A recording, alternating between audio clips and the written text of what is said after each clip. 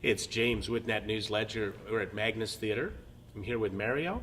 We're on the set of Moose on the Loose, and joining us by phone is Dina, the playwright.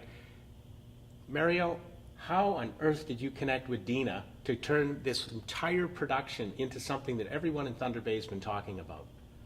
Well, actually, I'm very thankful that it was Dina who contacted me. We've known each other, but our relationship, Dina, if I'm correct here, was more on the telephone than in person at the beginning, was it not? It was correct. It was a very strange encounter. My sister was working with Penny Petroni with the Stelle Alpine dancers, the Italian dancers of Thunder Bay, and my sister had gone there one winter when I was home at Christmas to talk to her about. She was very active in the Italian community and theater, and she loved the Stelle Alpine dancers. And my sister said, "Come on over with me to Penny Petroni's. I have to make a stop." And I went there, and she said, "Oh, my sister lives in LA. She does theater. She writes some shows." And at the time, I had written, which I'd performed, which I still do, my one-woman show, The Italian in Me. And she said, "You have to meet Mario over at Magnus." And she picked up the phone and called you. And I thought, well, that's kind of awkward and uncomfortable, because especially if you're directing or if you're in the middle of casting or something. But it just kind of stayed at that. And I would check in with you every once in a while to say I'm in town. But I always felt like, I know the theater world, and it's just like it's never the right time to call somebody in the theater.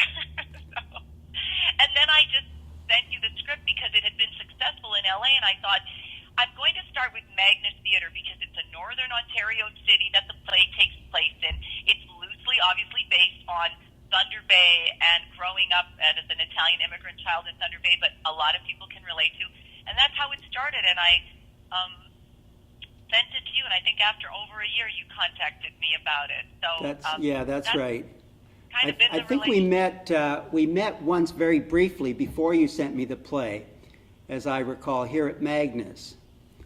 And I was just so taken with your the amount of energy you put out, and your positive and the positive attitude with which you put out that energy. And so I was really motivated to read that script when it did arrive.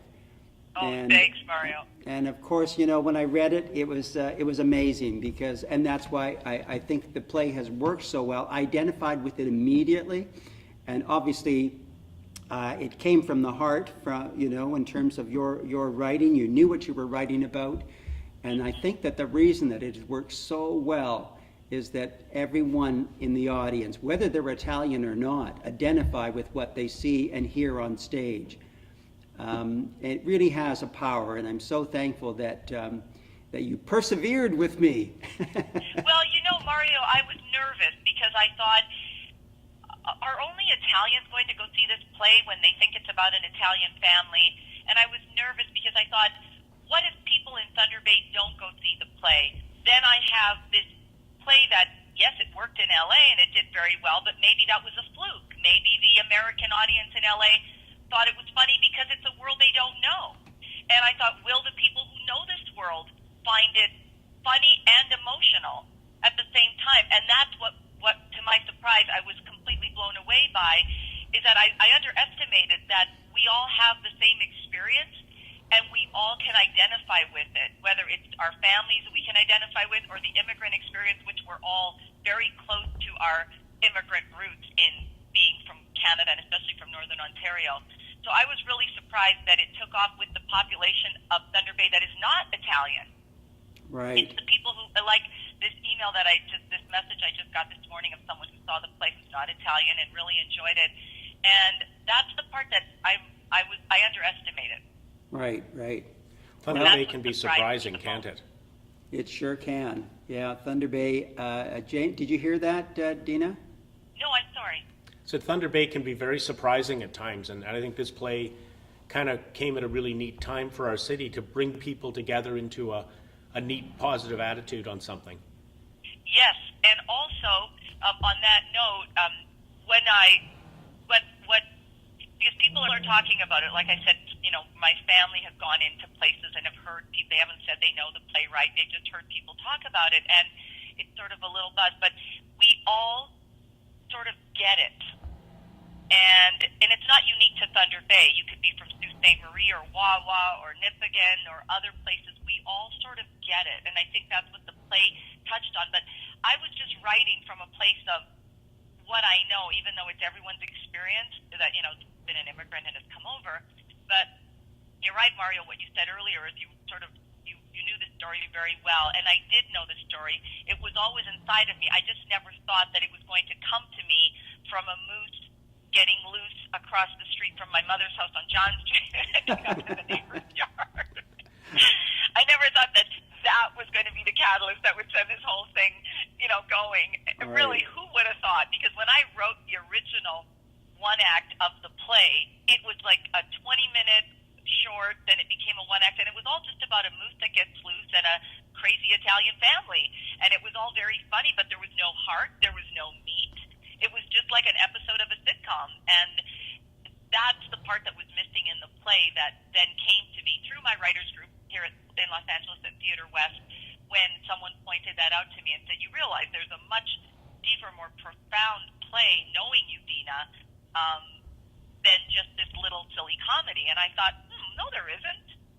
This is just what I wanted to write about. And then as it turns out, it was a much bigger story with the whole and what's so fish out of wonderful? water. What's so wonderful is that I didn't see the shorter version or hadn't read that, but as you talk about it, it sounds like there was a lot of fun in that initial draft, and what you've managed to do, surprisingly, is I am surprised that you have, in giving it that heart and soul, that you managed to keep and develop further, most probably, that sense of fun about the entire thing, which I think again helps the success. Yes. Well, on the fun note, Mario, it's interesting when I look at theater, and I see a lot of theater, and stuff that's really different and irreverent and modern and new and contemporary, and I look at it and go, oh, that's so wonderful. And then I look at my play and I go, well, it's a crowd pleaser. It's a fun play. It's a play that you can't go and say, oh, I didn't have any fun at that. But, it's not in the vein of, like, really out there. Although having a moose that speaks in the play is the closest I sort of get to that, where, like, that's sort of like an out there idea. But it's a crowd pleaser. People do come, and they feel good after they see the show. They go out for a drink. They go for a bite to eat. And I'm happy that it's been able to do that. Right. Because, but the note I about think the you've been extremely successful. Whatever the genre of the play is in any theater, I think its ultimate goal is to connect with an audience, and you've done it in spades. You really have. I think that's probably right. Oh, that's probably it, Mario. It's connecting with the people. Yeah. I have a moose story for you about the play. When I originally wrote the play, the 20 minutes was just them talking about a moose that was outside. And someone in my writers group out here at Theatre West said, have you thought of making the moose a character? And I said, no, of course not. I'm not going to put the moose in my play. And then I thought, how would I ever write a moose? And then it would be some ridiculous, stupid character. And I was so upset. I thought, what a bad idea. And then as I sat down and I started to think about it, and then I spoke to the director, and then I spoke to some other people, I thought, the moose could be a narrator. Yeah, that could work. But he's not going to be a real character anyway. The moose character came to me through the writers group, just somebody bringing it to my attention. So I really have a lot to thank with the writers group. When they see things, they point them out, and then it sort of sends you in a different direction than what you were originally planning to do. Well, the beauty to the play, Dina, is that I've talked to so many people in Thunder Bay who've been to the play, and it ends on May the 2nd is the last shot to get to it. Are there any tickets left, Mario? There still are some tickets, although this week, I tell you, Dina, it's gone extremely well. The notice for us to make people aware of a holdover here is so short, so it's always a little bit of a risk for us to try to get word out. But that word did get out, and people did respond, and very, very well. There are still tickets left for tomorrow night. I doubt there will be by tomorrow afternoon. Yeah. Well, it's going to be a quick turnaround, because the actors work Saturday night, and then they only have Sunday, which is dark, and then by Monday you're already trying to fill up the theater, and that's a nice, really nice sized theater to have to fill up. So I wasn't, I wasn't expecting on my, even though I'm here in LA, I wasn't thinking, well, they're never going to get the sold out shows on a Monday, Tuesday, Wednesday that they had the week leading up to what people thought was the closing. But I know that by the weekend, which is tonight and tomorrow, I know that there will be some really nice houses and still like maybe hopefully a few seats for people who at the last minute decide they want to see it. During the week, I believe that we've been about close, not quite 75%, but I think it's very, very close to that. That's incredible. Yeah, I think so too. We all think so here. And I always have to remember one thing by the way, Magnus Theatre, Moose on the Loose in Thunder Bay has certainly made the headlines here because everybody that I know in LA has sent me messages. Are you back? They all thought I was in the play, Mario. Oh. I'm like, I wasn't in the play. I'm like, it's my play. So everybody knows about Magnus Theatre and the play going up to Canada. It's very funny, and people are, talking to me about it. I've run into people at work, and they're like, "Oh, your play did really well up there." So you guys are on the map. Oh, that's great. Here. That's great. Hey, Dina, there is one question I want to ask you, because this would be the first time, like in the first production, obviously you worked very closely because it was the first time it was being done and so on. So this is the first time that you weren't directly involved with it. How did you feel about that initially? Initially, I was really, I was just kind of nervous because I thought, what are they going to do? But then I just went, wait a second. You're talking about a lineage, like a history here of a theater company. You're talking about an Italian/Canadian, but you are Canadian, but you came from Italy, who is directing the play.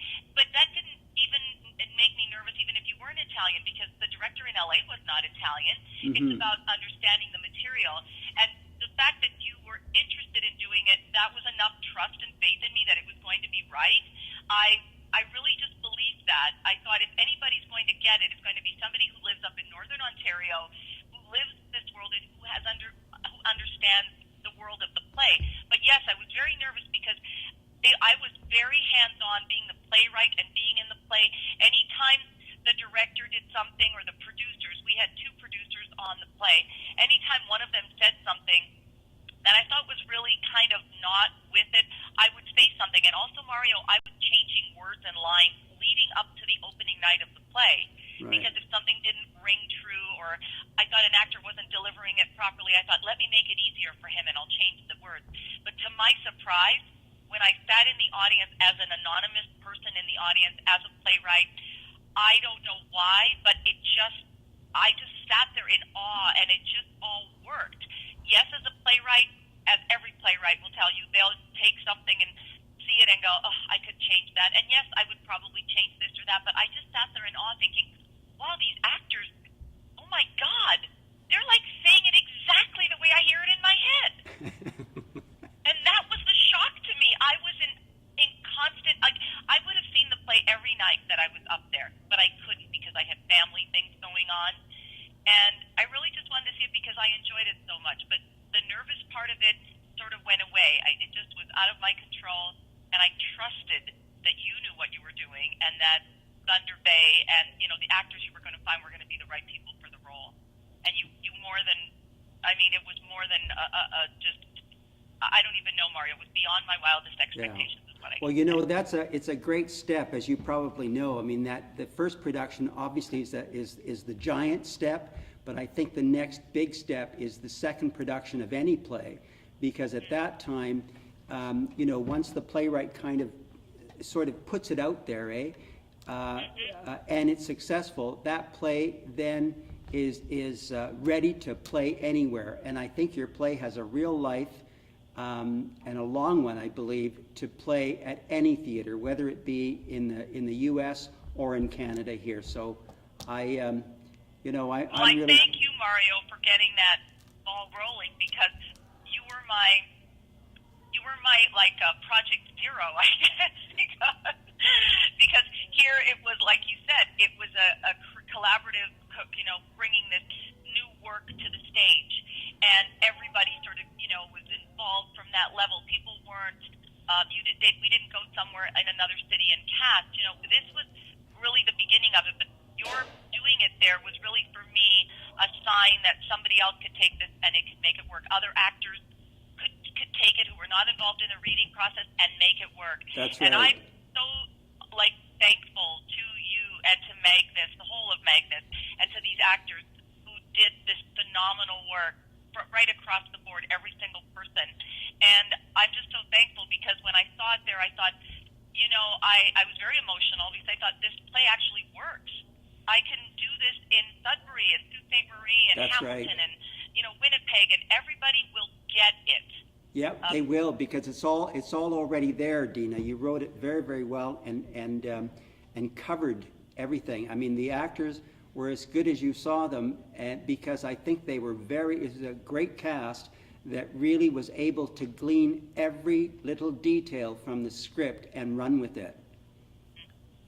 Well, the grandfather, just on one note, the grandfather, the no-no story, when he talks about why he came over and when he came over and how he felt, I've spoken to many people, immigrants of that generation years ago, of course they're not around, and who have said things like, I wanted to turn around and go home. I got on I left the train station and there was nobody there, and I felt so sad. What am I doing here? You know, that thinking, did I make a big mistake? Because now you can take a plane and fly to Italy in 9 hours, and if you don't like it, you can come back, or vice versa. Yeah. But back then, you had to take this voyage of 13 days, or even longer for some, and then get to a place that you didn't know and say, did I really do this? And now I'm bringing people over here to this new world. And so when the grandfather does the monologue, and it's very moving and people cry, I was in the audience in Thunder Bay, and I saw grown men crying and wiping away tears.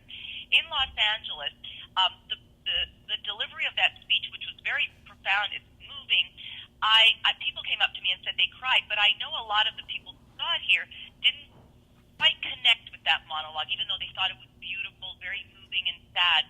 But what I found in Thunder Bay from the performance that Sam gave, which is he really steeled you. He basically hijacks you in that moment that you can't take your eyes and ears off of every word that he's saying, because every word is so important, and really brings you into this speech of why we came.